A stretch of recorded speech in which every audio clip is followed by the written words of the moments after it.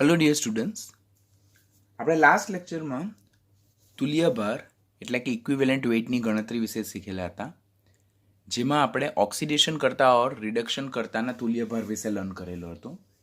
Already lecture was lengthy ને આપણે ઘણા બધા સારા એક્ઝામ્પલ જોયેલા હતા. Your topic is not completed. આજના લેક્ચરમાં આપણે ટોપિકને કમ્પ્લીટ કરશું.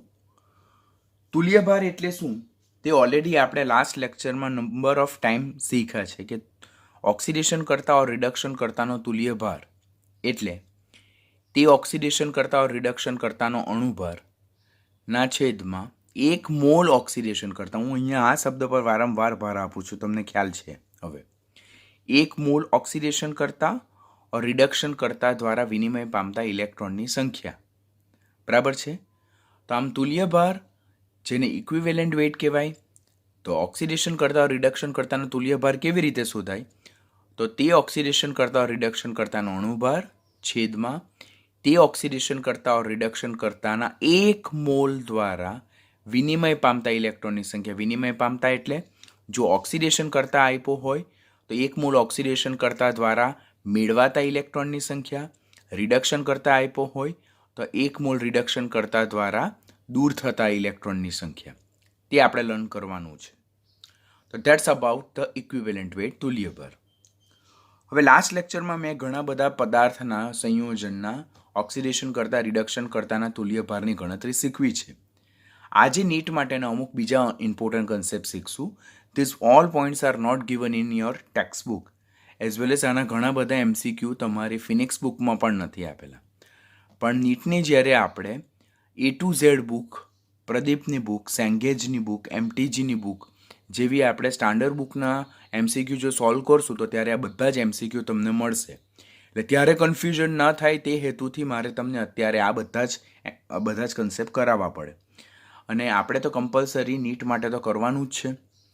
તો જોઈએ, ફર્સ્ટ જે છે that's a dual oxidation process. Dual oxidation process એટલે શું તે પણ મેં છેલ્લા 2-3 લેક્ચરમાં તમને સમજાવ્યું છે કે ડ્યુઅલ ઓક્સિડેશન પ્રોસેસ એટલે એક જ પ્રક્રિયા જેમાં બે ઓક્સિડેશન પ્રક્રિયા સાયમલ્ટેનિયસલી થતી હોય. રેડોક્સ પ્રક્રિયા તો આપણને ખબર, રેડોક્સ પ્રક્રિયામાં એક ઓક્સિડેશન પ્રક્રિયા થતી હોય અને બીજી રિડક્શન પ્રક્રિયા થતી હોય. પણ dual oxidation process is a kind of process in which there are two kind of oxidation process. એટલે બે જુદી જુદી ઓક્સિડેશન પ્રક્રિયા એક જ ઓક્સિડેશન પ્રક્રિયામાં જોવા મળે. એટલે ઓક્સિડેશન અર્ધ પ્રક્રિયા હોય, રેડોક્સ પ્રક્રિયા હોય તેમાં ઓક્સિડેશન અર્ધ પ્રક્રિયા અને રિડક્શન અર્ધ પ્રક્રિયા. પણ આ ઓક્સિડેશન પ્રક્રિયા એવી વિશિષ્ટ છે કે જેમાં બે જુદી જુદી ઓક્સિડેશન પ્રક્રિયા હોય, જેમાં ધન આયન અને ઋણ આયન બંને જ ઓક્સિડેશન પામે છે. તો પહેલું જ ઉદાહરણ લઈએ તો ફેરસ ઓક્ઝેલેટનું. ફેરસ ઓક્ઝેલેટ જે છે તેનું ઓક્સિડેશન થાય છે શેમાં? ફેરિક આયનમાં અને કાર્બન ડાયોક્સાઇડમાં. આ ઓલરેડી આપણે લાસ્ટ લેક્ચરમાં જોઈ ગયેલા. લાસ્ટ લેક્ચરમાં દેટ મીન્સ કે છેલ્લા 2-3 લેક્ચરમાં આના રિલેટેડ પણ વિનિમય પામતા ઇલેક્ટ્રોનની સંખ્યા આપણે જોઈ ગયેલા છે. કેવી રીતે? તો પહેલાં અહીંયા Feનો +2, કારણ કે ઓક્ઝેલેટ આયનનો -2 આવે. અહીંયા કાર્બનનો આપણે +3 જોઈ લો. અહીંયા ઓક્સિજનનો આપણે -2 જોઈ લો. અહીંયા Feનો આપણે +3 જોયો અને અહીંયા કાર્બનનો આપણે +4 જોયો. ઓક્સિજનનો આપણે -2 જોયો. આ ઓલરેડી સમીકરણ આપણે જોઈ ગયેલા છે, તમને ખ્યાલ જ છે, લેક્ચર જોયો હશે તો. હવે અહીંયા જો, અહીંયા Feનો ઓક્સિડેશન આંક +2 છે અને અહીંયા Feનો ઓક્સિડેશન આંક કેટલો છે? +3 છે. એટલે અહીંયા Feનો +2માંથી +3માં શું થાય છે? ઓક્સિડેશન થાય છે. એક ઓક્સિડેશન પ્રક્રિયા. હવે અહીંયા +2 છે, અહીંયા +3 છે. જે તત્વના ઓક્સિડેશન આંકમાં ફેરફાર થતો હોય તે તત્વની સંખ્યા, તે તત્વના પરમાણુની સંખ્યા બંને બાજુએ સરખી છે. એટલે કોઈ પણ આપણે એક્સ ફેક્ટર વડે ગુણવાની જરૂરિયાત નથી. તો 2માંથી 3, તો ઓક્સિડેશન નંબરમાં કેટલાનો વધારો થાય છે? તો આપણે અહીંયા લખીએ 1નો વધારો થાય છે. હવે અહીંયા જો કે અહીંયા કાર્બનનો +3 છે, અહીંયા કાર્બનનો +4 છે. એટલે કાર્બનનું પણ અહીંયા શું થાય છે? ઓક્સિડેશન થાય છે. કાર્બનનું પણ અહીંયા શું થાય છે? ઓક્સિડેશન થાય છે, જેમ અહીંયા આયનનું ઓક્સિડેશન થાય છે તે અનુસાર. પરંતુ અહીંયા કાર્બનના 2 પરમાણુ છે અહીંયા કાર્બનનો એક પરમાણુ છે, માટે અહીંયા મારે શું કરવું પડશે? 2 વડે ગુણવું પડશે.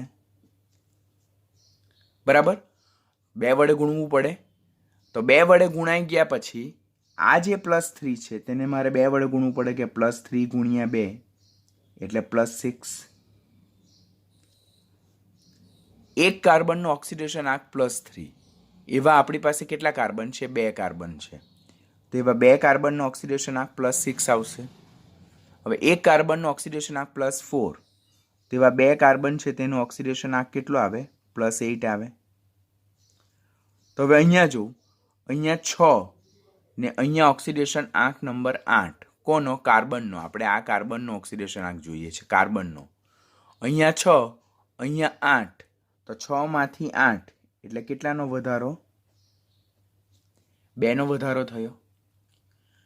તો પહેલી ઓક્સિડેશન પ્રક્રિયા દરમિયાન આયનનું +2 માંથી +3 માં ઓક્સિડેશન થાય ત્યારે ઓક્સિડેશન આંકમાં 1 નો વધારો થયો.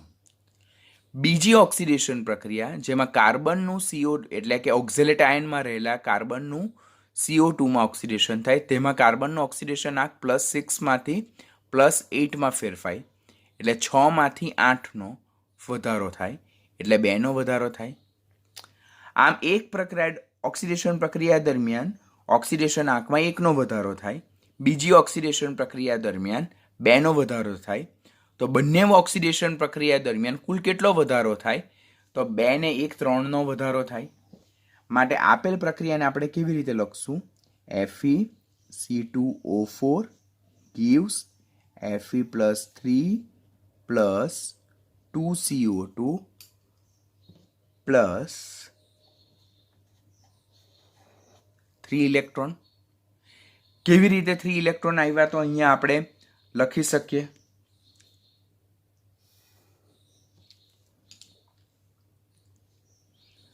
બંને ઓક્સિડેશન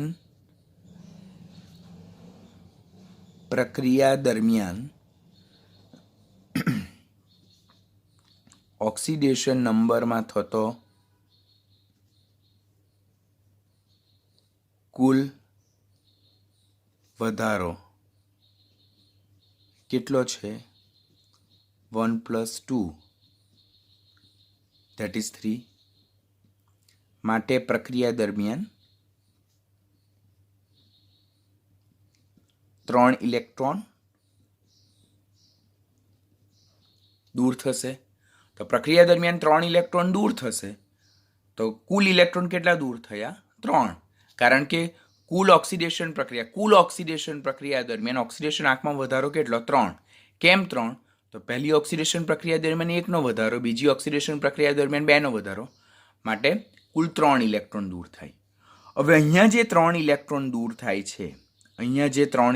દૂર થાય છે, તો તે 1 મોલ પ્રક્રિયક દ્વારા દૂર થાય છે.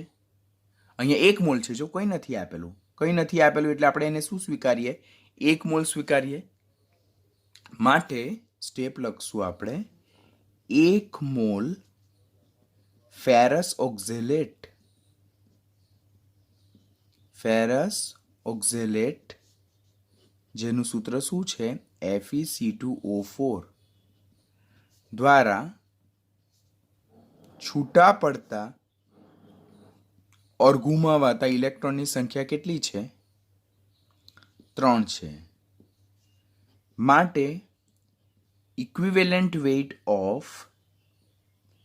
ferrous oxalate will be molecular weight of ferrous oxalate divided by 3.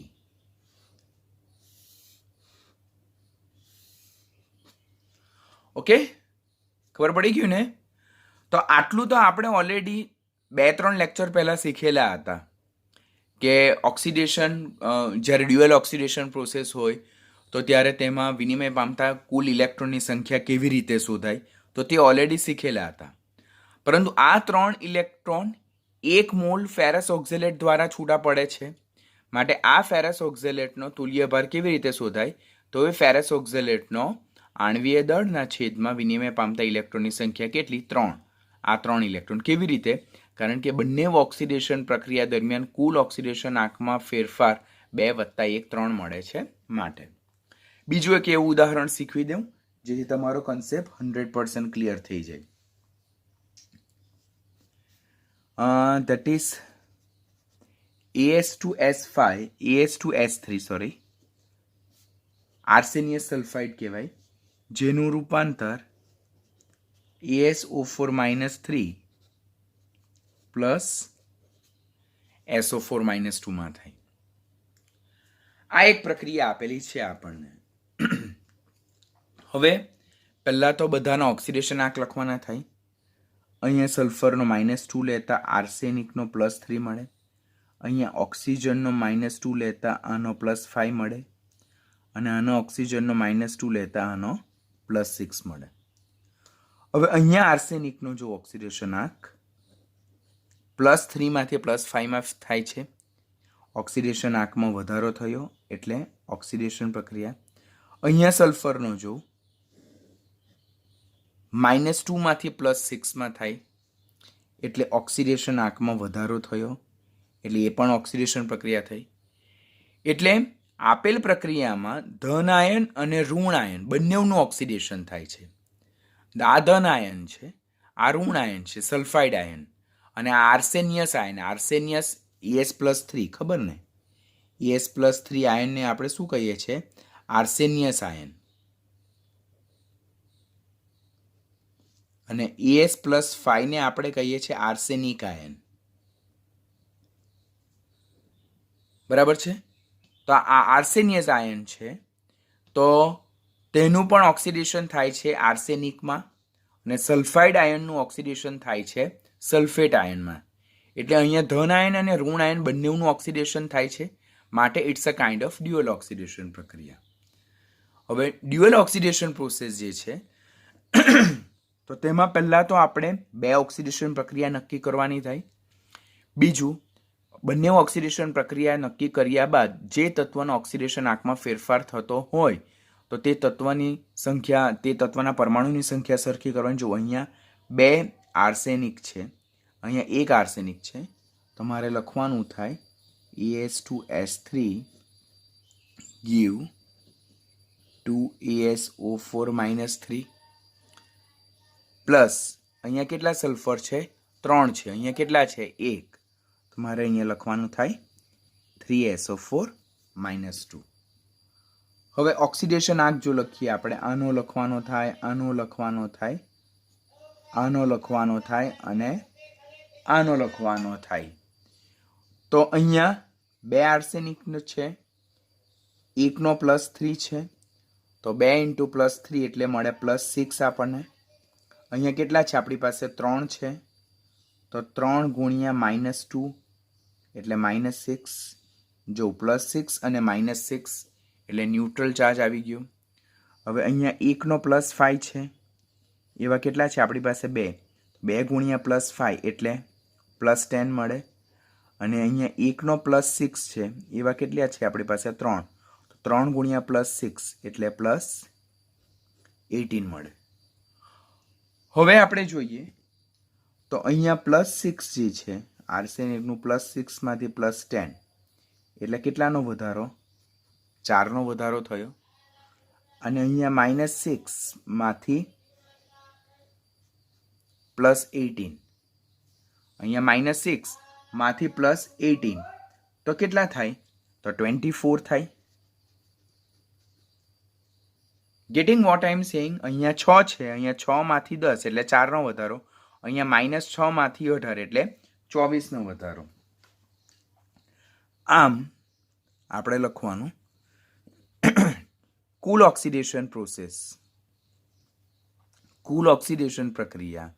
Cool oxidation પ્રક્રિયા એટલે પહેલી ઓક્સિડેશન પ્રક્રિયા અને બીજી ઓક્સિડેશન પ્રક્રિયાનો સરવાળો. કુલ ઓક્સિડેશન પ્રક્રિયા દરમિયાન ઓક્સિડેશન આંકમાં થતો કુલ વધારો 4 + 24 28 થાય.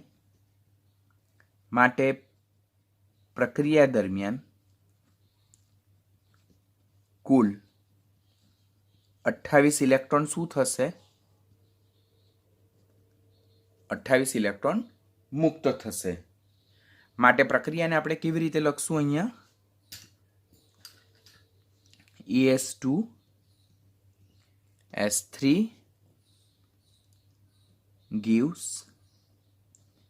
ASO4 -3, sorry, અહીંયા 2 plus 3SO4 -2 plus 28 ઇલેક્ટ્રોન. માટે equivalent weight of AS2S3 is equal to molecular weight of AS2S3 divided by 28. કેમ એવું? કારણ કે આના 1 મોલ દ્વારા વિનિમય પામતા ઇલેક્ટ્રોનની સંખ્યા કેટલી છે? 28 છે.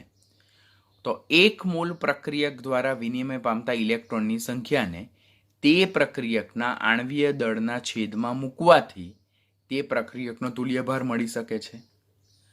તો this is kind of dual oxidation process. આ ડ્યુઅલ ઓક્સિડેશન પ્રોસેસમાં તમે આ રીતે ઓક્સિડેશન આંકને શું કરી શકશો? શોધી શકશો. અને ઓક્સિડેશન આંકને શોધ્યા બાદ બંને ઓક્સિડેશન પ્રક્રિયા દરમિયાન વિનિમય પામતા ઇલેક્ટ્રોનનો સરવાળો કરવાનો અને એ જે કુલ સરવાળો છે તેની સંખ્યાને તે પદાર્થના આણ્વીય દળના છેદમાં મૂકવાથી તે પદાર્થનો તુલ્યભાર શોધી શકાય છે.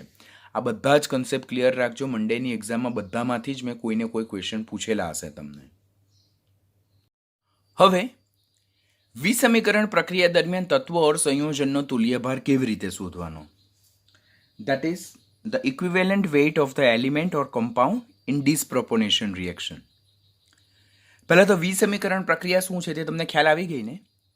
વિસમીકરણ પ્રક્રિયા એટલે એવી પ્રક્રિયાઓ જેમાં એક જ પ્રક્રિયકનું ઓક્સિડેશન પણ થાય અને તે જ પ્રક્રિયકનું રિડક્શન પણ થાય. તો એ પ્રકારની પ્રક્રિયાને આપણે શું કહેવામાં આવે છે? વિસમીકરણ પ્રક્રિયા, ડિસપ્રોપોર્શનેશન રિએક્શન. ખ્યાલ આવે છે ને દીકરાઓ? વિસમીકરણ પ્રક્રિયા આપણે સફેદ ફોસ્ફરસનું ઉદાહરણ જોયેલું P4નું, જેનું ફોસ્ફિનમાં રિડક્શન થતું હતું અને સોડિયમ હાઇપોફોસ્ફાઇટમાં ઓક્સિડેશન થતું હતું. એવી રીતે બ્રોમિનનું જોયેલું Br2નું Br- અને BrO3- રિડક્શન ઓક્સિડેશન બંને થતું હતું. તો પહેલાં તો વિસમીકરણ પ્રક્રિયા શું છે તે તમને ખ્યાલ આવવું જોઈએ કે વિસમીકરણ પ્રક્રિયા એટલે એવી પ્રક્રિયાઓ જેમાં એક જ પ્રક્રિયકનું ઓક્સિડેશન પણ થાય અને સાયમલ્ટેનિયસલી તે જ પ્રક્રિયકનું રિડક્શન પણ થાય. તો એ પ્રકારની પ્રક્રિયાને શું કહેવામાં આવે છે? વિસમીકરણ પ્રક્રિયા કહેવામાં આવે. તો આ પ્રકારની વિસમીકરણ પ્રક્રિયામાં જ્યારે વિસમીકરણ પામતા તત્વોનો આપણે તુલ્યભાર શોધવાનો હોય તો તેના માટેનું પહેલાં આ સૂત્ર યાદ રાખજો. સૂત્ર યાદ રાખજો દીકરાઓ કે equivalent weight is equal to equivalent weight 1 during the oxidation process અને equivalent weight 2 during the reduction process. એટલે વિસમીકરણ દરમિયાન તો પ્રક્રિયકનું ઓક્સિડેશન અને રિડક્શન પણ થાય. તો ઓક્સિડેશન પ્રક્રિયા દરમિયાન તે પ્રક્રિયકનો તુલ્યભાર શોધવાનો વત્તા રિડક્શન પ્રક્રિયા દરમિયાન તે તત્વોનો તુલ્યભાર શોધવાનો. હું તમને ઉદાહરણ દ્વારા સમજાવીશ, 2 ઉદાહરણ સમજાવીશ. અત્યારે જસ્ટ સમીકરણ યાદ રાખો. ઇક્વિવેલન્ટ વેઇટ કેવી રીતે શોધાય? તો વિસમીકરણ પામતા પ્રક્રિયકનું આણ્વીય દળ છેદમાં ઓક્સિડેશન દરમિયાન દૂર થતા ઇલેક્ટ્રોનની સંખ્યા પ્લસ વિસમીકરણ પામતા ઇક્વિવેલન્ટ વેઇટ 2 કેવી રીતે શોધાય? તો વિસમીકરણ પામતા તત્વ ઓર પદાર્થનો અણુભાર છેદમાં રિડક્શન પ્રક્રિયા દરમિયાન ઉમેરાતા ઇલેક્ટ્રોનની સંખ્યા. માટે જ્યારે વિસમીકરણ પ્રક્રિયા હોય કે જેમાં એક જ પદાર્થનું ઓક્સિડેશન અને રિડક્શન થાય તો તેનો તુલ્યભાર 1 અને તુલ્યભાર 2ના સરવાળા કરવાથી મેળવાય. આ પહેલો તુલ્યભાર ઓક્સિડેશન પ્રક્રિયા દરમિયાન જે તુલ્યભાર મળે તે, અને આ બીજો તુલ્યભાર રિડક્શન પ્રક્રિયા દરમિયાન જે તુલ્યભાર મળે તે. ઇક્વિવેલન્ટ વેઇટ અને ઇક્વિવેલન્ટ વેઇટ 2 અનુક્રમે આ સૂત્રો દ્વારા શોધાય. જ્યાં એમ શું છે કે જે વિસમીકરણ અનુભવે છે, વિસમીકરણ પ્રક્રિયા અનુભવે છે તે તત્વો સંયોજનનો અણુભાર છે. N1 શું છે? ઓક્સિડેશન પ્રક્રિયા દરમિયાન મુક્ત થતા ઇલેક્ટ્રોનની સંખ્યા છે. અને N2 શું છે? રિડક્શન પ્રક્રિયા દરમિયાન ઉમેરાતા ઇલેક્ટ્રોનની સંખ્યા છે. એનું એક એક્ઝામ્પલ જોઈએ આપણે. તો સે ફોર એક્ઝામ્પલ સફેદ ફોસ્ફરસ. ચલો, સફેદ ફોસ્ફરસની બેઝિક માધ્યમમાં વિસમીકરણ પ્રક્રિયા માટેનું આ ઉદાહરણ છે. It is most important example. 12મા ધોરણમાં પણ દીકરાઓ તમને ખાસ કામ લાગશે. આ સમીકરણ તો તમારે ગોખી જ નાખવાનું, કારણ કે આ સમીકરણ તમારા માટે ખૂબ જ ઇમ્પોર્ટન્ટ છે. પહેલા તો ફોસ્ફરસ અહીંયા મુક્ત સ્થિતિમાં છે, માટે એનું ઓક્સિડેશન આંક કેટલું આવશે? 0 આવશે. અહીંયા ફોસ્ફરસનો ઓક્સિડેશન આંક -3 આવશે. અહીંયા ફોસ્ફરસનો ઓક્સિડેશન આંક +1 આવશે. અહીંયા એક લાસ્ટ પ્રક્રિયામાં મેં અહીંયા -2 કરાવેલું હતું, ખબર? ત્યારે અહીંયા ફક્ત H હતો, HPO2 -2. મેં તમને આવું કરાવેલું હતું, HPO2 -2 આવું કરાવેલું હતું. અહીંયા એવું નથી, અહીંયા H2PO2 -1 છે, H2PO2 -1. ક્લિયર? તો એ બંને પ્રક્રિયા સમીકરણ સાચા જ છે. જુદી જુદી બુક પ્રમાણે અને જુદા જુદા ઓથર પ્રમાણે એ સંયોજન બદલાતું રહે છે, પણ વધારે સાચું 12મા ધોરણની દ્રષ્ટિએ જોઈએ તો આ સાચું છે, H2PO2-. એ પછીથી જોઈશું 12મા ધોરણમાં. અત્યારે શું યાદ રાખશું કે સફેદ ફોસ્ફરસની સ્ટ્રોંગલી બેઝિક એટલે કે પ્રબળ NaOH દ્રાવણ સાથે પ્રક્રિયા થાય ત્યારે એમાંથી ફોસ્ફિન બને અને હાઇપોફોસ્ફાઇટ બને. હવે સફેદ ફોસ્ફરસમાં ફોસ્ફરસનો ઓક્સિડેશન આંક 0, અહીંયા -3 અને અહીંયા +1. તો અહીંયા જો અહીંયા 0માંથી -3 એનું શું થાય છે? ઓક્સિડેશન આંકમાં ઘટાડો થાય એટલે રિડક્શન પણ થાય, અને અહીંયા 0માંથી +1 એટલે ઓક્સિડેશન આંકમાં વધારો થાય એટલે ઓક્સિડેશન પણ થાય. કેવી રીતે, શું છે તે ઓલરેડી આપણે પ્રીવિયસ લેક્ચરમાં જોઈ ગયેલા છે. જ્યારે આ પ્રકારની પ્રક્રિયા હોય ત્યારે મેં તમને હંમેશા કીધેલું છે કે આપણે ઓક્સિડેશન હાફ રિએક્શન અને રિડક્શન હાફ રિએક્શનને શું કરી નાખવાના? સેપરેટ જ કરી નાખવાના. હવે ઓક્સિડેશન હાફ રિએક્શન કયું છે? તો P4નું રૂપાંતર શેમાં છે? H2PO2 માં. ઓક્સિડેશન હાફ રિએક્શન છે ને? હવે અહીંયા 3 છે એટલે ત્યારે તમારે અહીંયા 3 નથી લખવાના દીકરાઓ. તમારે પહેલા કયા પ્રક્રિયકનું ઓક્સિડેશન શેમાં થાય છે તે જ લખવાનું છે. અને રિડક્શન હાફ રિએક્શન P4નું રૂપાંતર શેમાં થાય છે? PH3માં થાય છે. ઓકે, આટલું ખબર પડ્યું? તો P4નું ઓક્સિડેશન H2PO2- અને હાઇપોફોસ્ફાઇટ આયન કહેવાય. કયો આયન કહેવાય? હાઇપોફોસ્ફાઇટ આયન. ખાસ યાદ રાખજો, 12મા ધોરણનો ખૂબ ઇમ્પોર્ટન્ટ ક્વેશ્ચન છે. અને આ PH3 જે છે તેને શું કહેવાય? ફોસ્ફિન. સફેદ ફોસ્ફરસનું રિડક્શન ફોસ્ફિનમાં થાય. હવે અહીંયા ફોસ્ફરસના કેટલા પરમાણુ છે? 4. એટલે મારે અહીંયા મૂકવા પડશે કેટલા? 4 મૂકવા પડશે. અહીંયા ફોસ્ફરસના કેટલા પરમાણુ છે? 4. તો મારે અહીંયા મૂકવા પડશે 4. હવે અહીંયા એક ફોસ્ફરસનો ઓક્સિડેશન આંક 0, અહીંયા એક ફોસ્ફરસનો ઓક્સિડેશન આંક +1. અહીંયા એવા 4 ફોસ્ફરસ પરમાણુ, તો 4 × 0 = 0 જ થાય, ને અહીંયા 4 × +1 = +4 થાય. એટલે અહીંયા 0માંથી +4 એટલે 4નો વધારો થાય. 4નો વધારો થાય તો આ પ્રક્રિયા દરમિયાન કેટલા ઇલેક્ટ્રોન દૂર થાય? P4 gives 4 H2PO2- +4 electron. એટલે અહીંયા 1 મોલ ફોસ્ફરસ દ્વારા કેટલા ઇલેક્ટ્રોન દૂર થાય છે? 4 ઇલેક્ટ્રોન દૂર થાય છે. માટે આપેલ કિસ્સામાં equivalent weight of phosphorus = molecular weight of phosphorus / 4 થાય. ખ્યાલ આવે ને દીકરાઓ?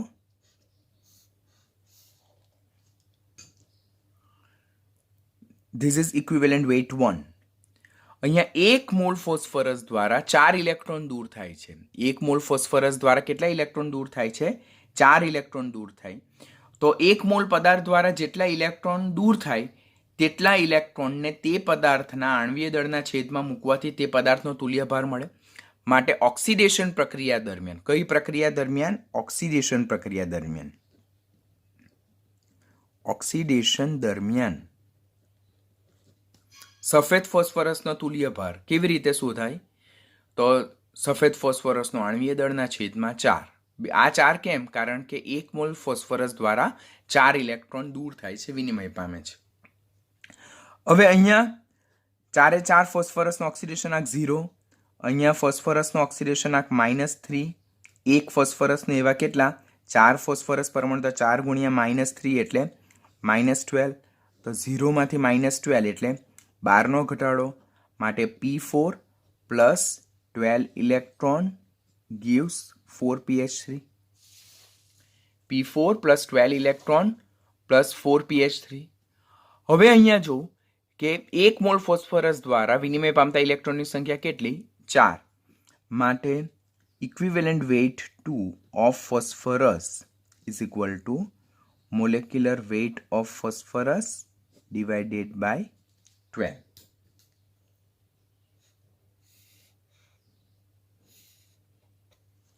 ઓકે, આ કઈ પ્રક્રિયા દરમિયાન? આ રિડક્શન પ્રક્રિયા દરમિયાન છે. કઈ પ્રક્રિયા દરમિયાન છે?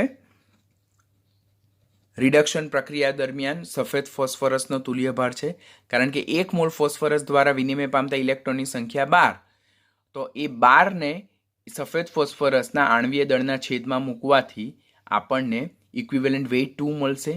ઇક્વિવેલન્ટ વેઇટ 2 એટલે રિડક્શન પ્રક્રિયા દરમિયાન ફોસ્ફરસનો તુલ્ય ભાર. હવે આપણે શું જોયું કે આપણે તો વિસમીકરણ દરમિયાન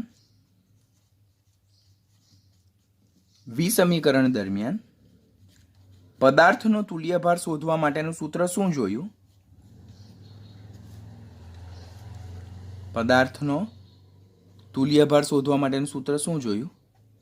equivalent weight is equal to equivalent weight 1 કઈ પ્રક્રિયા દરમિયાન? ઓક્સિડેશન દરમિયાન, પ્લસ ઇક્વિવેલન્ટ વેઇટ 2 કઈ પ્રક્રિયા દરમિયાન? રિડક્શન દરમિયાન. એટલે ઓક્સિડેશન પ્રક્રિયા દરમિયાન પદાર્થનો તુલ્ય ભાર વત્તા રિડક્શન પ્રક્રિયા દરમિયાન પદાર્થનો તુલ્ય ભાર. હવે ઓક્સિડેશન પ્રક્રિયા દરમિયાન જે ફોસ્ફરસ હતો તેનો તુલ્ય ભાર શું હતો? તો molecular weight of phosphorus divided by 4 હતો, પ્લસ રિડક્શન પ્રક્રિયા દરમિયાન molecular weight of white phosphorus divided by 12. This is equivalent weight of white phosphorus. તો પહેલું સૂત્ર તમારે આ યાદ રાખવાનું છે. This is equation number 1. સફેદ ફોસ્ફરસના કિસ્સામાં. હવે આ જ રિએક્શનને આપણે આ રીતે પણ લખી શકીએ. P4 by 12 P4 by 12 છેદ સરખો કર્યો એટલે આ સમીકરણને ઉપર નીચે 3 વડે ગુણ્યું. હવે લસાઅ ગુસાઅ આપણે જે કહીએ તે સામાન્ય ભાષામાં નાના ધોરણમાં આપણે લસાઅ ગુસાઅ બોલતા હતા ને તે પ્રમાણે. હવે 12 છેદ સરખો છે એટલે છેદમાં 12, 3 ને 1 4, 4 molecular weight of white phosphorus equal to molecular weight of white phosphorus divided by 3.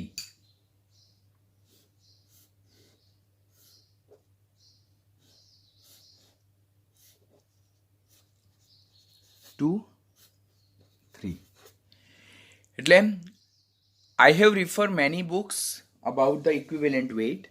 તો એ બધી ઇક્વિવેલન્ટ વેઇટમાં વ્હાઇટ ફોસ્ફરસનું જે વિસમીકરણ પ્રક્રિયા બેઝિક માધ્યમમાં છે તેનું સમીકરણ આપેલું હોય અને તેમાં તુલ્યભાર પૂછે. પહેલો તો તુલ્યભાર શોધવા માટેનું આ એક સાચું સૂત્ર, બીજું તુલ્યભાર શોધવા માટેનું આ એક સૂત્ર યાદ રાખવાનું, અને ત્રીજું તુલ્યભાર શોધવા માટેનું સફેદ ફોસ્ફરસનું વિસમીકરણ પ્રક્રિયા દરમિયાન આ એક કરેક્ટ ઓપ્શન આવશે. બરાબર. આ 4 કેવી રીતે આવ્યા? 3 ને 1 4 છેદમાં 12 છેદ સરખા છે એટલા માટે. પછી આ 4 ને ભાગ્યા 3 એટલે સફેદ ફોસ્ફરસનો આણ્વીય દળના છેદમાં 3. હવે બીજી કાળજી શું રાખવાની? એ લોકો ડાયરેક્ટ નંબર પૂછી દે તમને તુલ્યભારનો, સંખ્યા આપેલી હોય તો તેમાં સફેદ ફોસ્ફરસનું આણ્વીય દળ લખવાનું, ફોસ્ફરસનો પરમાણ્વીય દળને 4 વડે ગુણવાનું અને સફેદ ફોસ્ફરસ P4નું આણ્વીય દળ લખવાનું, તેના ભાગ્યા 3 કરવાનું અને જે આન્સર મળે તે તમારો ફાઇનલ આન્સર રહેશે. તો આ એક વિસમીકરણ પ્રક્રિયા છે. બીજું એક આપણે સમીકરણ જોઈ લઈએ વિસમીકરણનું, એટલે કન્સેપ્ટ આપણો ક્લિયર થઈ જાય. પછી બાકીના હું તમને જાતે સોલ્વ કરવા માટે આપીશ, બીકોઝ દીકરાઓ બધા જ અહીંયા સમીકરણ સોલ્વ કરવા શક્ય નથી. Time is always limitation.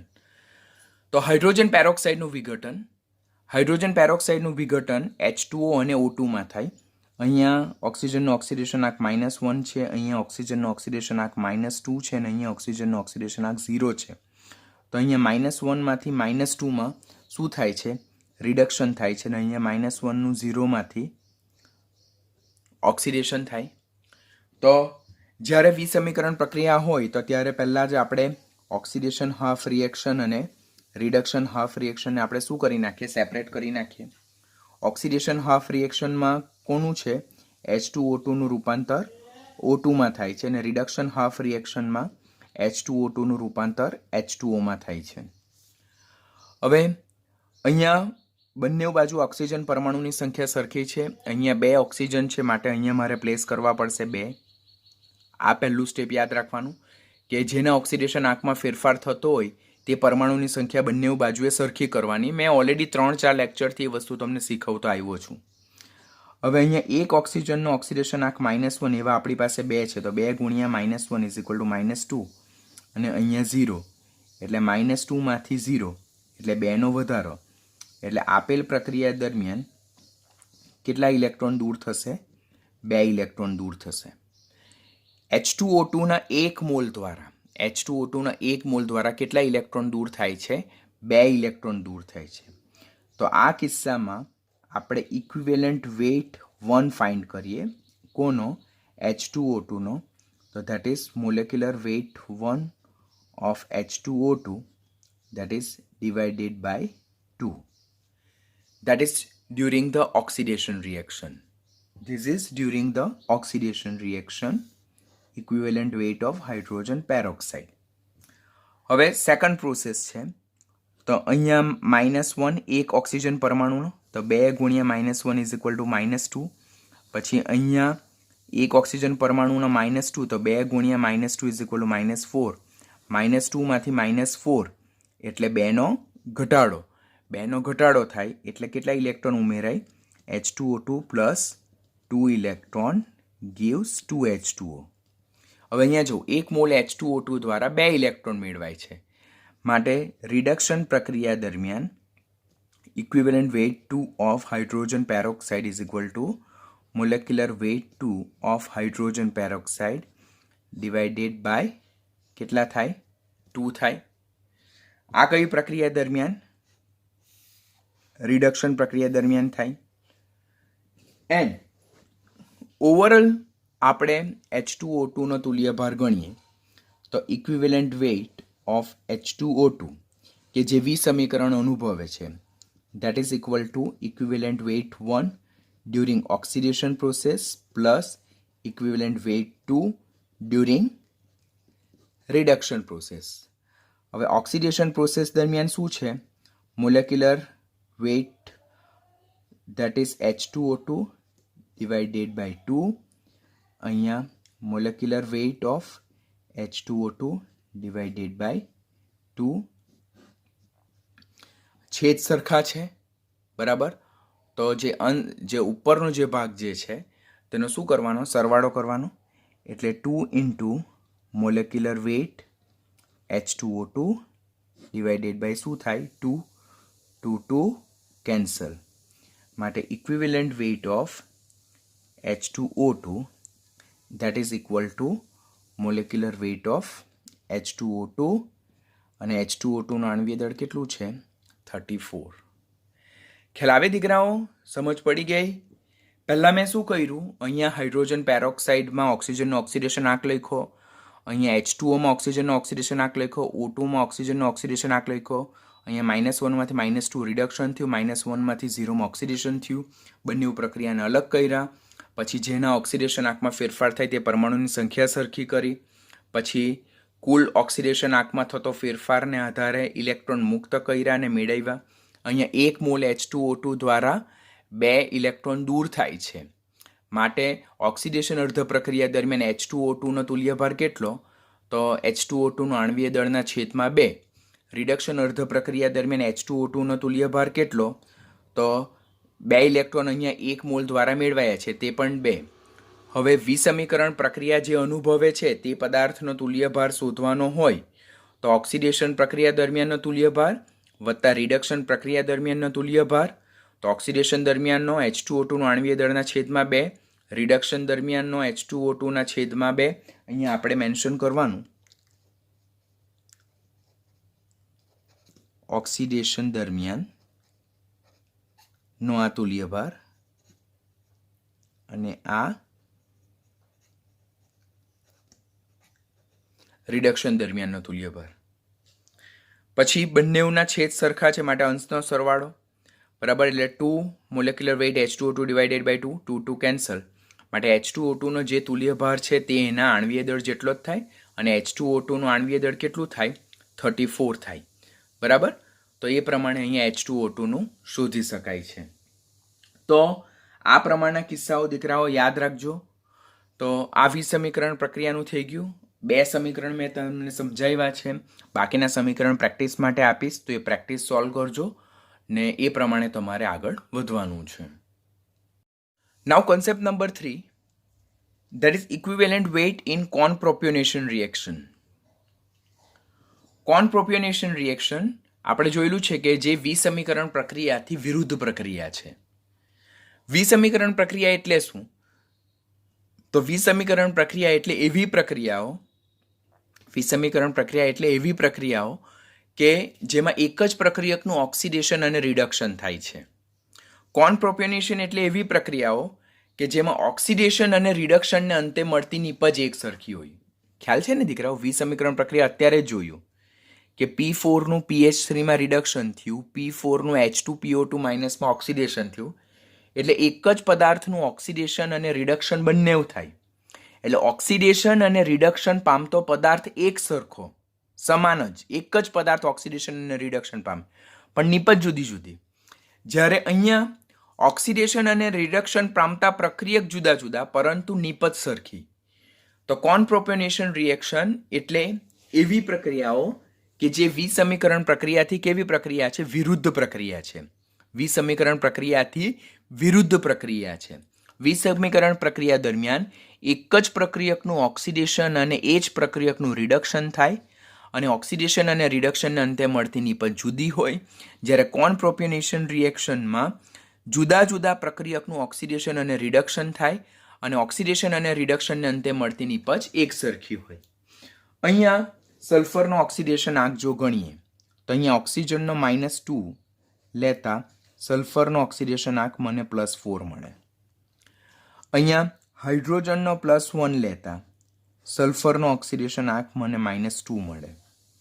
અહીંયા સલ્ફરનો ઓક્સિડેશન આંક 0 છે, અહીંયા હાઇડ્રોજનનો +1 છે અને ઓક્સિજનનો -2 છે. સ્ટેપ નંબર 1, કોના ઓક્સિડેશન આંકમાં ફેરફાર થાય છે તે જો +4 અને 0, +4માંથી 0 થાય એટલે શું થાય છે? અહીંયા રિડક્શન થાય છે, ઓક્સિડેશન આંકમાં ઘટાડો થાય. અહીંયા -2માંથી 0, -2માંથી 0 એટલે ઓક્સિડેશન થાય છે. આપણે પ્રોસેસને જુદી જુદી રીતે બતાવીએ.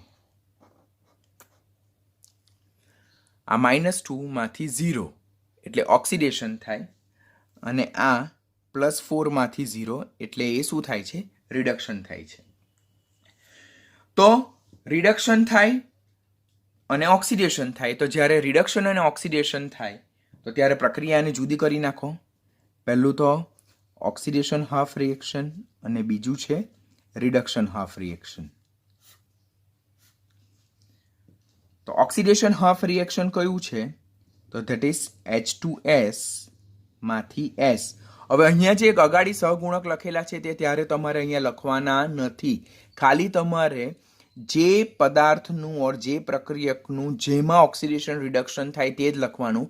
અગાડીના સહગુણક લખવાના નથી, બીકોઝ આ સહગુણક આ આખી સંતુલિત પ્રક્રિયાને અગાડીના છે. તો અહીંયા તમારે એવી ભૂલ કરવાની નથી. ફક્ત ને ફક્ત તમારે શું લખવાનું, કોનું ઓક્સિડેશન શેમાં થાય છે તે જ માત્ર લખવાનું છે.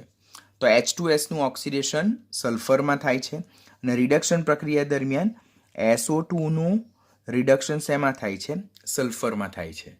તો જો અહીંયા ઓક્સિડેશન જેનું થાય તે પદાર્થ જુદો, રિડક્શન જેનું થાય તે પદાર્થ જુદો, પરંતુ બંને પ્રક્રિયાને અંતે મળતી નિપજ કેવી, એક સરખી. તો તેને આપણે કોન્કોપ્રોપોનેશન રિએક્શન કહીશું, કોનપ્રોપોનેશન રિએક્શન કહીશું.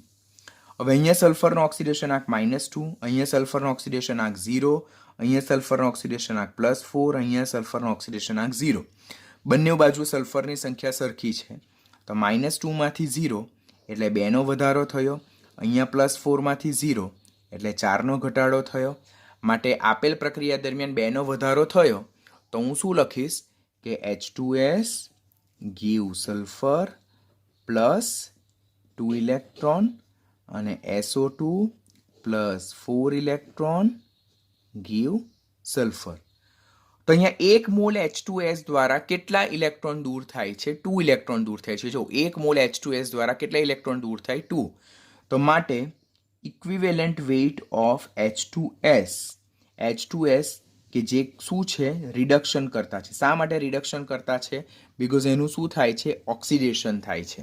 તો equivalent weight of H2S will be molecular weight of H2S divided by 2. ખ્યાલ આવે ને દીકરાઓ કેવી રીતે કર્યું છે તે?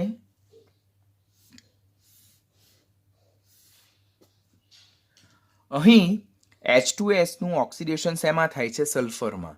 -2 માંથી 0, 2 નો વધારો, 2 ઇલેક્ટ્રોન દૂર થયા, બરાબર. એટલે 1 મોલ H2S દ્વારા કેટલા ઇલેક્ટ્રોન દૂર થયા, 2 ઇલેક્ટ્રોન દૂર થયા. માટે H2S નો તુલ્ય ભાર એ H2S ના આણ્વીય દળના છેદમાં 2 કરવાથી મળી જાય. હવે અહીંયા H2S નું ઓક્સિડેશન થાય છે, માટે એ રિડક્શન કરતા છે. આપેલ પ્રક્રિયામાં આપણને એમ પૂછે કે રિડક્શન કરતાનો તુલ્ય ભાર શોધો, ઓક્સિડેશન કરતાનો તુલ્ય ભાર શોધો. તો આપણને આ રીતે પણ આવડવું જોઈએ. હવે અહીંયા SO2 જે છે તેનું રિડક્શન થાય છે, એટલે એ આપણો શું છે, તો ઓક્સિડેશન કરતા છે. SO2 આપણો શું છે, ઓક્સિડેશન કરતા છે. અને H2S નું ઓક્સિડેશન થાય, માટે એ આપણો શું છે, રિડક્શન કરતા છે.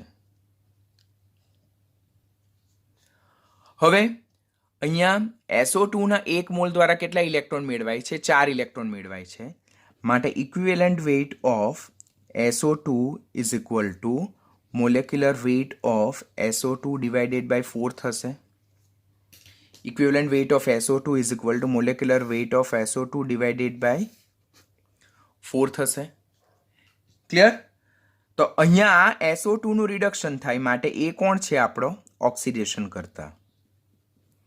માટે અહીંયા રિડક્શન કરતાનો તુલ્ય ભાર કેટલો, મોલેક્યુલર વેઇટ ડિવાઇડેડ બાય 2, અને ઓક્સિડેશન કરતાનો તુલ્ય ભાર કેટલો, મોલેક્યુલર વેઇટ ડિવાઇડેડ બાય 4. તો આપણને અહીંયા 2 ક્વેશ્ચન પૂછેલા છે કે ઓક્સિડેશન કરતા કે જે SO2 છે તેનો તુલ્ય ભાર કેટલો, તે આપણે શોધી કાઢ્યો, molecular weight divided by 4. Equivalent weight of H2S, તો તે અહીંયા રિડક્શન કરતા છે, તો તેનો કેટલો, તો મોલેક્યુલર વેઇટ ડિવાઇડેડ બાય 2. પરંતુ અહીંયા સલ્ફરનો પણ પૂછ્યો છે, અહીંયા આપણને સલ્ફરનો પણ પૂછ્યો છે. તો સલ્ફરનો કેવી રીતે શોધાય આ પ્રક્રિયામાં, તો એની ખાસ કાળજી રાખવાની. એનું હું તમને શીખવું. એ વિસમીકરણ પ્રક્રિયા જેવું જ છે, સેમ વિસમીકરણ પ્રક્રિયા છે. અહીંયા આપણી પાસે SO2 છે, અહીંયા આપણી પાસે H2S છે, અહીંયા આપણી પાસે 1 સલ્ફર અને અહીંયા આપણી પાસે 2 સલ્ફર. કેમ વિસમીકરણ પ્રક્રિયામાં આપણે લખતા હતા ને કે જે પ્રક્રિયકનું ઓક્સિડેશન અને રિડક્શન થાય તો તે પ્રક્રિયકને 2 વખત લખવાનો, P4 વત્તા P4 આપણે લખતા હતા. તો એવી જ રીતે અહીંયા જે પ્રક્રિયકનું ઓક્સિડેશન રિડક્શન થાય તેની અંતે જે નિપજ એક સરખી મળે તે નિપજને 2 વખત લખવાનું. અહીંયા જો કે SO2 નું S માં +4 માંથી 0 માં શું થાય છે, એનું રિડક્શન થાય છે. અહીંયા -2 માંથી 0 માં શું થાય છે, ઓક્સિડેશન થાય છે. ઓકે, આટલું ખબર પડે આપણને. હવે અહીંયા જોવાનું, તો અહીંયા +4 માંથી 0 એટલે 4 નો ઘટાડો થયો, અને અહીંયા -2 માંથી 0 એટલે 2 નો વધારો થયો. એટલે અહીંયા સલ્ફરનો ઓક્સિડેશન સલ્ફરનું જો જોઈએ તો સલ્ફરનું SO2 માં રૂપાંતર થાય, સલ્ફરનું SO2 માં રૂપાંતર થાય તો 4નો ફેરફાર આવે, અને સલ્ફરનું જો H2S માં રૂપાંતર થાય તો 2નો વધારો આવે. તો આપેલ કિસ્સામાં આપણે ઇક્વિવેલન્ટ વેઇટ ઓફ સલ્ફર જો શોધીએ તો equivalent weight of sulphur is equal to પહેલા કિસ્સામાં મોલેક્યુલર વેઇટ ડિવાઇડેડ બાય 2 મળે આ કિસ્સો, અને બીજો કિસ્સો મોલેક્યુલર વેઇટ ડિવાઇડેડ બાય 4 મળે. ની સમજ પડી? અહીંયા SO2 નું રિડક્શન સલ્ફરમાં થાય, H2S નું ઓક્સિડેશન સલ્ફરમાં થાય. આપણને સલ્ફરનો તુલ્યભાર શોધવા કીધેલું છે.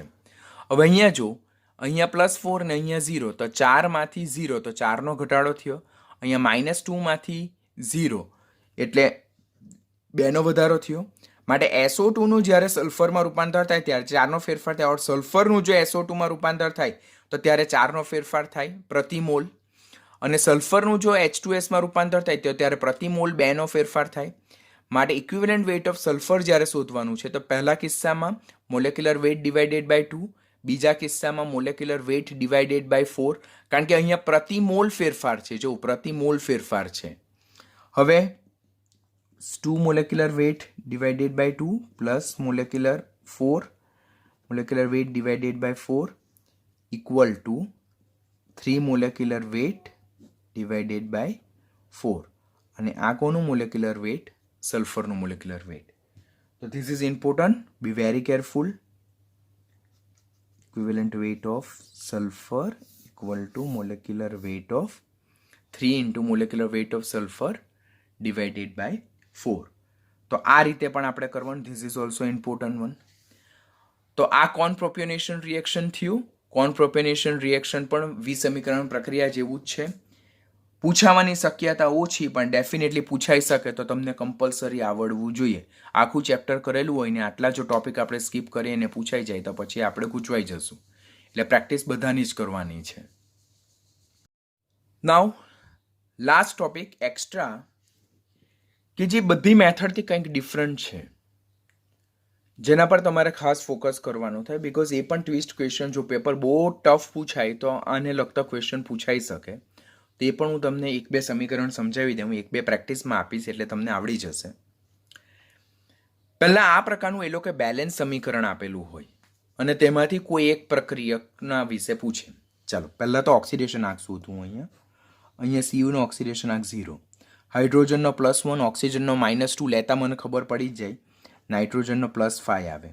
જ્યારે આ પ્રકારના સમીકરણ હોય ત્યારે મેં તમને હંમેશા શીખવાડ્યું છે કે અહીંયા તમારે આ રીતે you have to place your finger, અને આ રીતે તમારે શોધવાનો છે કે હાઇડ્રોજનનો +1 લેવું, ઓક્સિજનનો -2 લેતા નાઇટ્રોજનનો +5 મળે. અહીંયા નાઇટ્રેટ આયનનો -1 આવે તો એ બેઝ પરથી હું કોપરનો +2 લેવું. અહીંયા નાઇટ્રોજનનો +5, નાઇટ્રેટ આયનમાં ખબર ને નાઇટ્રોજનનો +5 આવે. અહીંયા નાઇટ્રોજનનો +2. એટલે અહીંયા મેં કના ઓક્સિડેશન આંક લખ્યા છે કે જે મેજર ફોકસિંગ છે. હાઇડ્રોજન અને ઓક્સિજન તો બધા કિસ્સામાં કેવા છે? +1 અને -2 જ છે. એટલે એના રિલેટેડ આપણે કોઈ વાત નથી કરી. અહીંયા આપણે ફક્ત જેના ઓક્સિડેશન આંક ફેરફાર થાય છે તેના રિલેટેડ લખેલું છે. અહીંયા CU જે છે તે જો, તો CU નું 0 માંથી +2 માં શું થાય છે? ઓક્સિડેશન થાય છે. CU નું 0 માંથી +2 માં શું થાય છે? ઓક્સિડેશન થાય છે. એટલે CU નું CU +2 માં શું થાય છે? ઓક્સિડેશન થાય છે. CU નું CU +2 માં શું થાય છે? ઓક્સિડેશન થાય છે. તો CU નો જો મને તુલ્યભાર શોધવા માટે કહે, CU નો જો મને તુલ્યભાર શોધવા માટે કહે તો equivalent weight of CU is equal to molecular weight of CU divided by 2 થાય. કારણ કે 0 માંથી +2, ભલે અહીંયા 3 મોલ આપેલા હોય, તો પણ કરીએ તો પણ આપણને કેવું મળે? સરખું જ મળવાનું છે કે 3 મોલ દ્વારા 6 નો ફેરફાર થાય, તો 1 મોલ દ્વારા કેટલાનો થાય? તો તે કેટલાનો થાય? 2 નો જ થવાનો. તો equivalent weight of CU will be molecular weight of CU by 2 થવાનું છે. Point number 1. HNO3 તમને તુલ્યભાર શોધવા માટે કહે તો અહીંયા HNO3માં નાઇટ્રોજનનો ઓક્સિડેશન આંક +5 છે. નિપજ સાઈડ જો અમુક નાઇટ્રોજનનો +5 જ છે, સેમ છે, નો ચેન્જ. પરંતુ અમુક નાઇટ્રોજનનો +2 થાય તો આ કોમ્પ્લેક્સ રિએક્શન થઈ ગયું.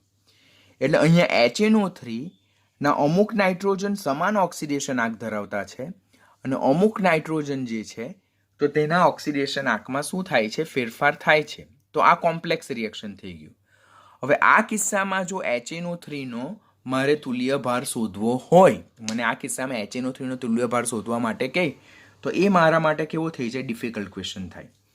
તો એ કિસ્સામાં what I need to do, I need to apply the law of equivalence. એ કિસ્સામાં મારે શું એપ્લાય કરવાનું, લો ઓફ ઇક્વિવેલન્સ, તુલ્યાંકનો નિયમ એપ્લાય કરવાનો થાય.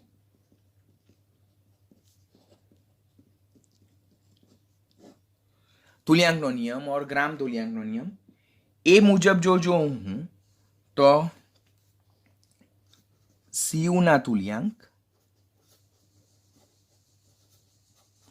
ઇઝ ઇક્વલ ટુ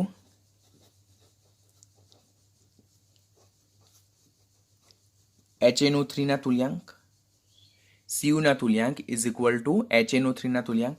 કેમ? કારણ કે લો ઓફ ઇક્વિવેલન્સમાં આપણે શું જોયેલું કે પ્રક્રિયક ના સમાન તુલ્યાંક એકબીજા સાથે પ્રક્રિયા કરે કે જ્યારે રાસાયણિક પ્રક્રિયામાં બે કે તેથી વધારે પ્રક્રિયકો ઇન્વોલ્વ થતા હોય તો ત્યારે જુદા જુદા પ્રક્રિયકોના સમાન તુલ્યાંક એકબીજા સાથે પ્રક્રિયા કરતા હોય. તો આ પ્રક્રિયામાં Cu ની HNO3 સાથે પ્રક્રિયા થાય છે. Cu ની HNO3 સાથે પ્રક્રિયા થાય તો Cu ના તુલ્યાંક ઇઝ ઇક્વલ ટુ શું થાય, HNO3 ના તુલ્યાંક થાય. હવે આપણને ખબર છે કે તુલ્યાંક કેવી રીતે શું થાય. તો તુલ્યાંક ઇઝ ઇક્વલ ટુ વજનના છેદમાં તુલ્યભાર ઇઝ ઇક્વલ ટુ વજનના છેદમાં તુલ્યભાર એટલે શું, અણુભારના છેદમાં n ફેક્ટર, છેદનો છેદ બને અંશ એટલે n ફેક્ટર ઇન્ટુ વજનના છેદમાં અણુભાર અને વજનના છેદમાં અણુભાર એટલે મોલ. માટે તુલ્યાંક ઇઝ ઇક્વલ ટુ n ફેક્ટર ઇન્ટુ મોલ થાય. ખ્યાલ આવે ને દીકરાઓ, તુલ્યાંક એટલે વજનના છેદમાં તુલ્યભાર. તુલ્યભાર કેવી રીતે શું થાય, તો અણુભારના છેદમાં n ફેક્ટર. તુલ્યભાર એટલે અણુભારના છેદમાં n ફેક્ટર. અત્યારે જ આપણે જોઈ ગયા બધા. હવે અહીંયા છેદનો છેદ બને અંશ એટલે n ફેક્ટર ઉપર આવે તો વજનના છેદમાં અણુભાર, વજનના છેદમાં અણુભાર એટલે મોલ. માટે તુલ્યાંક ઇઝ ઇક્વલ ટુ n ફેક્ટર ઇન્ટુ મોલ. તો અહીંયા Cu ના તુલ્યાંક કીધા તો ધેટ મીન્સ Cu નો n ફેક્ટર ગુણ્યા Cu ના મોલ. કેવી પ્રક્રિયામાં, બેલેન્સ રિએક્શનમાં.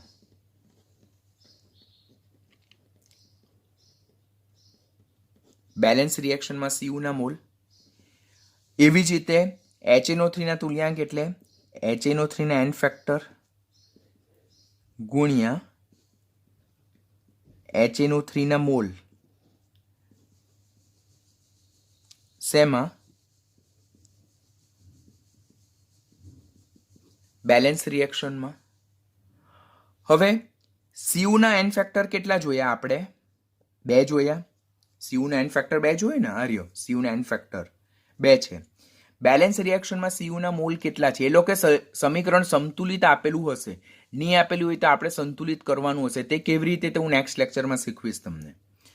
હવે અહીંયા Cu ના સંતુલિત સમીકરણમાં કેટલા મોલ છે, તો 3. તો હું અહીંયા Cu ના સંતુલિત મોલ લખું 3. હવે n ફેક્ટર, મને અહીંયા HNO3 નો n ફેક્ટર નથી ખબર પડતી. કેમ? કારણ કે HNO3 માં રહેલા અમુક નાઇટ્રોજનનો ઓક્સિડેશન આંકમાં ફેરફાર થતો નથી. HNO3 ના અમુક નાઇટ્રોજનના ઓક્સિડેશન આંકમાં ફેરફાર થાય એટલે નાઇટ્રોજનનો જે મને n ફેક્ટર ખબર પડવો જોઈએ તે એકચ્યુઅલી n ફેક્ટર નથી મળતો, તો એ મારે શોધવાનો છે. તો મારે HNO3 નો n ફેક્ટર શોધવા માટે HNO3 ના બેલેન્સ રિએક્શનમાં કેટલા મોલ છે, 8 મોલ છે. તો અહીંયા n factor of HNO3 I need to find ને ગુણ્યા કેટલા છે, 8 મોલ ઓફ HNO3. એના બેઝ પરથી હું HNO3 ના એન ફેક્ટર શોધું. HNO3 નો એન ફેક્ટર 2 ગુણ્યા 3 ડિવાઇડેડ બાય 8. તો આ 4 માટે HNO3 ના એન ફેક્ટર કેટલા આવે? 3/4. HNO3 નો એન ફેક્ટર કેટલા આવે? 3/4 આવશે. હવે equivalent weight of HNO3 is equal to molecular weight divided by n factor of HNO3. molecular weight, હવે n factor કેટલું મળ્યું આપણને? 3/4 મળ્યું. છેદનો છેદ બને અંશ, એટલે 4 molecular weight divided by 3. તો this will be our answer. ખ્યાલ આવ્યો દીકરાઓ? ફરીથી સમજાવું, આખું રિએક્શન ફરીથી સમજાવું. ચલો, પહેલા આપણને એ કહેલો કે સંતુલિત પ્રક્રિયા આપેલી છે. આ પ્રક્રિયા આખી સંતુલિત છે, બરાબર. અહીંયા પ્રક્રિયક અને નિપજ સાઈડ બધા જ પ્રક્રિયકના મોલ સરખા છે. આ સંતુલિત પ્રક્રિયામાં આપણે જોઈએ તો અહીંયા Cu નો ઓક્સિડેશન આંક 0 છે, અહીંયા Cu નો ઓક્સિડેશન આંક +2 છે. કેમ? કારણ કે નાઇટ્રેટ આયનનો ઓક્સિડેશન આંક -1 આવે, તેના બેઝ પરથી Cu નો ઓક્સિડેશન આંક +2. એટલે અહીંયા Cu નો 0માંથી +2માં ઓક્સિડેશન થાય છે, બરાબર. તો 0માંથી +2માં ઓક્સિડેશન થાય. હવે Cu ના 3 મોલ, તો 3 મોલ દરમિયાન ઓક્સિડેશન પામતા કેટલી? તો આપણે જોઈએ તો અહીંયા Cu નું અહીંયા 0, તો 3 ગુણ્યા 0 ઇઝ ઇક્વલ ટુ 0, અને અહીંયા 3 ગુણ્યા +2 ઇઝ ઇક્વલ ટુ +6. તો આપણે લખીએ કે 3 મોલ Cu દ્વારા વિનિમય પામતા ઇલેક્ટ્રોનની સંખ્યા 6 માટે 1 મોલ દ્વારા Cu દ્વારા વિનિમય પામતા ઇલેક્ટ્રોનની સંખ્યા કેટલી? તો 6/3, that is 2. એટલે 1 મોલ Cu દ્વારા વિનિમય પામતા ઇલેક્ટ્રોનની સંખ્યા 2 માટે Cu નો તુલ્યભાર અહીંયા કેટલો થાય? Molecular mass of Cu divided by 2. તો ચાલો, Cu નો તુલ્યભાર તો આપણે એકદમ ઇઝીલી અહીંયા કેલ્ક્યુલેટ કરી શકીએ, પરંતુ અહીંયા HNO3 નો તુલ્યભાર ગણવામાં ડેફિનેટલી તકલીફ થશે. શા માટે તકલીફ થાય? કારણ કે જો HNO3 નો અમુક ભાગ કંઈક નિપજ બનાવવામાં યુટિલાઇઝ થાય ને HNO3 નો અમુક ભાગ ઓક્સિડેશન ઓર રિડક્શન પામે. જો અહીંયા HNO3 જે છે તો તેમાં નાઇટ્રોજનનો ઓક્સિડેશન આંક +5, અહીંયા નાઇટ્રિક ઓક્સાઇડ જે છે તેમાં નાઇટ્રોજનનો ઓક્સિડેશન આંક +2 છે, પરંતુ અહીંયા નાઇટ્રોજનનો +5 છે. એટલે આ HNO3 માં અહીંયા +5, અહીંયા +5, અહીંયા +5, અહીંયા +2, તો અહીંયાથી અહીંયા ફેરફાર થાય, પણ અહીંયા ફેરફાર નહીં થાય. તો આ કિસ્સામાં HNO3 નો તુલ્યભાર આપણા માટે શોધવાનો મુશ્કેલ થઈ જાય કે એન ફેક્ટર એનો લેવો કેટલો. કારણ કે એન ફેક્ટર આપણે શું કહીએ કે પ્રતિ મોલ ઓક્સિડેશન પામતા ઓર પ્રતિ મોલ ઓક્સિડેશન આંકમાં થતો ફેરફાર ઓર પ્રતિ મોલ વિનિમય પામતા ઇલેક્ટ્રોનની સંખ્યા. પરંતુ અહીંયા HNO3 ના અમુક ઓક્સિડેશન આંકમાં તો ફેરફાર નથી થતો અને અમુક ઓક્સિડેશન આંકમાં ફેરફાર થાય છે, તો ત્યારે રિએક્શન જટિલ બને. તો એ પ્રકારનું રિએક્શન કે જેમાં અમુક પ્રક્રિયકના ઓક્સિડેશન આંકમાં ફેરફાર નહીં થતો હોય, અમુક પ્રક્રિયકના અમુક પરમાણુના ઓક્સિડેશન આંકમાં ફેરફાર નહીં થતો હોય અને અમુક પરમાણુના ઓક્સિડેશન આંકમાં ફેરફાર થતો હોય, આ પ્રકારની પ્રક્રિયા. જેમ કે અહીંયા નાઇટ્રોજનનો +5, નિપજ સાઈડ બી નાઇટ્રોજનનો +5, અહીંયા નાઇટ્રોજનનો +5, નિપજ સાઈડ +2, તો +5 સેમ, +5 +2 ડિફરન્ટ. તો આ પ્રકારની કોમ્પ્લેક્સ પ્રક્રિયામાં આ પ્રક્રિયક જે છે તો તેનો તુલ્યભાર શોધવા માટે આપણે લો ઓફ ઇક્વિવેલન્સ એપ્લાય કરવાનો, તુલ્યાંકનો નિયમ એપ્લાય કરવાનો, કે જેમાં પ્રક્રિયામાં ભાગ લેતા પ્રક્રિયકના તુલ્યાંક સરખા હોય, એટલે કે સમાન પ્રક્રિયક બીજા પ્રક્રિયકના સમાન તુલ્યાંક સાથે પ્રક્રિયા કરે. કોઈ એક પ્રક્રિયક બીજા પ્રક્રિયકના સમાન તુલ્યાંક સાથે પ્રક્રિયા કરે, એટલે કોપરના તુલ્યાંક ઇઝ ઇક્વલ ટુ HNO3 ના તુલ્યાંક કરવાના. હવે તુલ્યાંક કેવી રીતે શોધાય? તો તુલ્યાંક શોધવા માટેનું આપણને સૂત્ર ખબર છે કે એન ફેક્ટર ઇન્ટુ મોલ. તો Cu ના એન ફેક્ટર ઇન્ટુ Cu ના mole is equal to HNO3 ના n factor is equal to HNO3 ના મોલ. આ જે મોલ છે તે બેલેન્સ રિએક્શનમાં જે અગાડીની સંખ્યા હોય તે. હવે Cu નો એન ફેક્ટર 2 જોયું, બેલેન્સ સમીકરણમાં Cu ના મોલ 3 છે, HNO3 ના બેલેન્સ રિએક્શનમાં મોલ કેટલા છે? 8, ને એના બેઝ પરથી HNO3 નો એન ફેક્ટર શોધીએ તો આપણને 3/4 મળે. હવે HNO3 નું જો આપણે તુલ્ય ભાર શોધીએ તો molecular weight divided by n factor, molecular weight divide by 3/4 માટે છેદનો છેદ બને અંશ, તો 4 ઉપર જાય તો 4 મોલેક્યુલર વેઇટ ડિવાઇડેડ બાય 3 થશે. તો આ પ્રમાણે આ એક રિએક્શનને આપણે સોર્ટ આઉટ કરી શકીએ. બીજું એવું એક રિએક્શન સમજાવી દઉં તમને. આ એક રિએક્શન છે પોટેશિયમ ડાયક્રોમેટની હાઇડ્રોક્લોરિક એસિડ સાથે પ્રક્રિયા થતાં potassium chloride, chromium chloride, Cl2 અને H2O છૂટા પડે. અહીંયા પોટેશિયમનો +1, ઓક્સિજનનો -2 લેતા ક્રોમિયમનો મળે +6, અહીંયા ક્લોરિનનો -1, અહીંયા ક્લોરિનનો -1, અહીંયા ક્લોરિનનો -1, અહીંયા ક્લોરિનનો 0, અહીંયા ક્રોમિયમનો +3 અને હાઇડ્રોજનનો +1 અને -2, ઓક્સિજનનો -2. હવે અહીંયા ક્રોમિયમનો +6 છે, અહીંયા ક્રોમિયમનો +3 છે, અહીંયા ક્રોમિયમનો +6 માંથી +3. એટલે આપેલ પ્રક્રિયા દરમિયાન જો જોઈએ તો K2Cr2O7નું રૂપાંતર CrCl3માં થાય. પહેલાં આપણે આ નથી લખતા. હવે અહીંયા ક્રોમિયમ 2 છે એટલે મારે અહીંયા સમીકરણને બેલેન્સ કરવા માટે 2 લખવાનું થાય. 2 મેં લખ્યા. અહીંયા એક ક્રોમિયમનો +6 છે, અહીંયા ક્રોમિયમનો +3 છે. આપણી પાસે અહીંયા 2 ક્રોમિયમ, તો 2 ગુણ્યા +6 એટલે +12. અહીંયા 2 ગુણ્યા +3 +6.